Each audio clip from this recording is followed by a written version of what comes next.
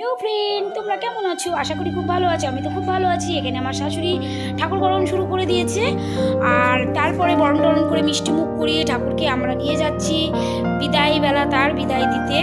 আমরা বিসর্জন দেবো যেহেতু ঠাকুর, ওই জন্য নিয়ে যাচ্ছি। যেতে যেতে আমাদের এখানে একটা ঠাকুর দিঘি আছে, খুব নাম করা এই জায়গাটা। আর পাশের বাড়ি একটা কাকিমা বললো, বৌমা ঠাকুরটা নিয়ে যাও। আমি ওই জন্য ঠাকুরটা নিয়ে নিলাম, আর একটা ঠাকুর দিয়ে দুটো ঠাকুর একসঙ্গে যাচ্ছে। খুব ভালো লাগছিল দেখতে, তার ভিতরে মনটাও খারাপ লাগে। প্রত্যেক বছর একবার করে জিনিসগুলো আসে, বেশ খুব আনন্দ করি। আবার যখন দিতে হয় খুব কষ্ট হয়। তারপরে আমরা গেলাম, ওখানে গিয়ে আমার মেয়ে তো খুব এক্সাইটেড করে কলা গাছগুলো জলে দিল। দেওয়ার পরে সবাই ঠাকুর বিসর্জন দিচ্ছিলো, ওখানেই বললাম আমাদেরটাও দিয়ে দাও।